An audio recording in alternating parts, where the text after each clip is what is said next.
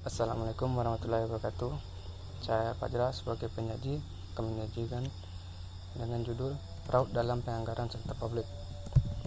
Yang pertama itu pengertian yang mendefinisikan fraud sebagai tindakan ilegal yang mencirikan penipuan, penyembunyian atau penyalahgunaan kepercayaan yang dilakukan oleh pihak tertentu dan organisasi dengan maksud mendapatkan uang, aset atau jasa, atau menghindari pembayaran kerugian atas jasa atau untuk memperoleh keuntungan pribadi atau bisnis.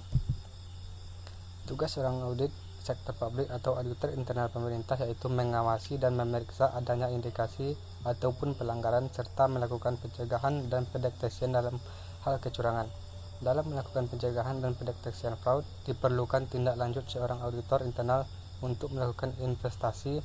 Dalam infalnya, auditor harus memiliki keahlian dan pengetahuan yang memadai. Ikatan Akuntansi Indonesia menjelaskan kecurangan akuntansi sebagai berikut. Yang pertama itu salah saji yang timbul dari kecurangan dalam pelaporan keuangan, yaitu salah saji atau penghilangan secara sengaja jumlah atau pengungkapan dalam laporan keuangan untuk mengelabui pemakaian laporan keuangan.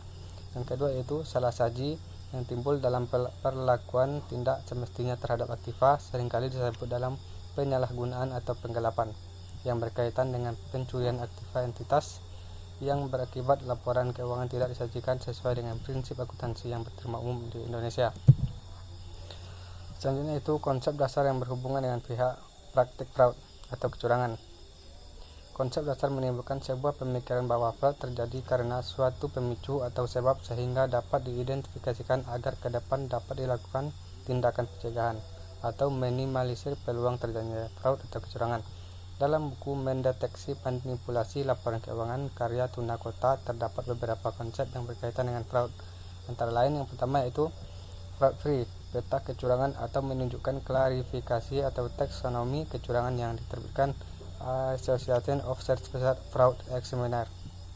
Yang kedua yaitu fraud triangle, segitiga kecurangan yang merujuk kepada penelitian Donald Kress mengenai kecurangan yang terjadi, yang dikembangkan antara lain dalam ISA International Standard on Auditing sebagai fraud risk factors. Yang ketiga yaitu fraud exam,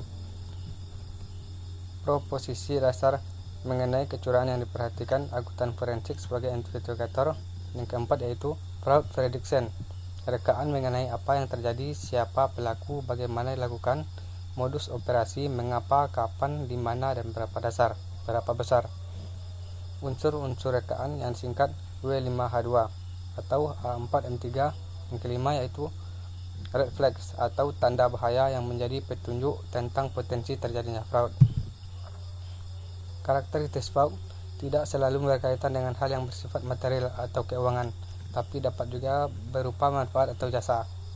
Pada muaranya memberikan keuntungan untuk pribadi ataupun pebisnis si pelaku. Salah satu konsep penting untuk dipahami mengenai fraud ialah tindakan yang mendasarinya. Mengapa? Karena jika hal tersebut disebabkan oleh ketidaksengajaan, maka itu dikategorikan sebagai kesalahan, bukan kecurangan atau fraud. Dalam SPAP SA 240.1. Karena hal tersebut juga berdampak konsekuensi hukum sesuai dengan yang tercantum dalam KUHP pasal 372 tentang penggelapan yang menekankan pada poin kesengajaan. Maka kita telah mendapat poin utama dalam konsep fraud, yaitu kesengajaan. Tentunya tindak tersebut sudah disusun sedemikian rupa, terstruktur dan sistematis, sehingga biasanya melibatkan orang-orang yang memiliki kewenangan dalam suatu organisasi atau korporasi. Selanjutnya itu fraud pada sektor publik. Sejarah fraud atau kecurangan diawali sejak manusia ada pada dunia.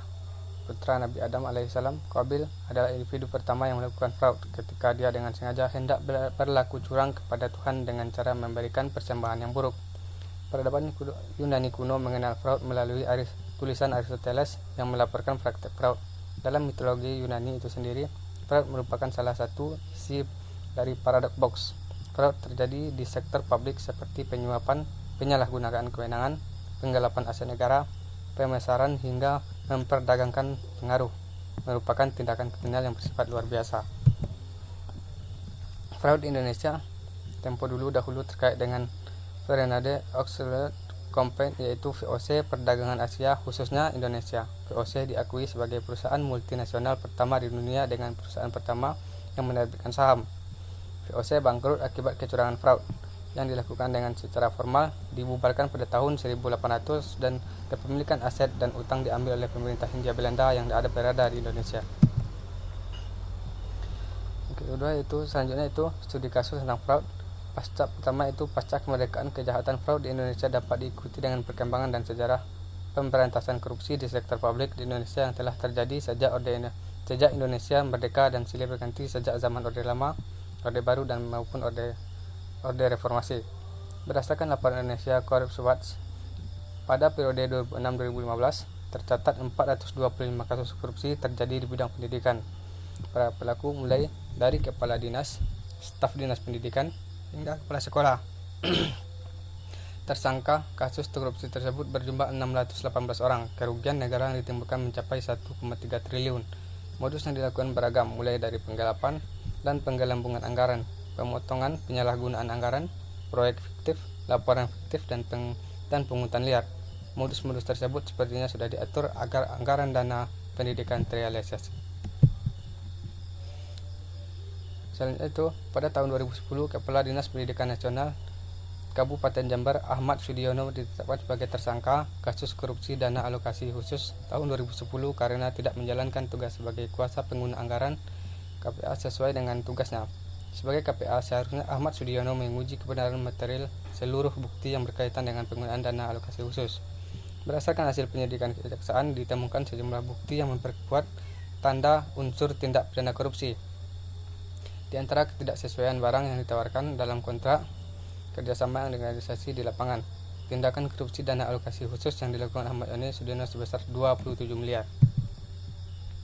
Dari kasus Ahmad Sudiono selaku Kepala Dinas Pendidikan Nasional Kabupaten Jember diungkapkan bahwa di dalam perusahaan tersebut terjadi suatu tindakan kecurangan di mana dalam hal tersebut dilibatkan karena kekurangan pengendalian internal di perusahaan tersebut, sehingga kecurangan itu juga dapat terjadi karena adanya komitmen antara manajemen dan para karyawan perusahaan untuk melaksanakan kegiatan anti fraud, sehingga dalam kasus tersebut baik manajemen maupun karyawan merasa bebas melakukan kecurangan karena tidak ada kesepakatan maupun sanksi. Baiklah, itulah yang dapat saya presentasikan. Saya sebagai penyaji mohon maaf atas kesalahan. Assalamualaikum warahmatullahi wabarakatuh.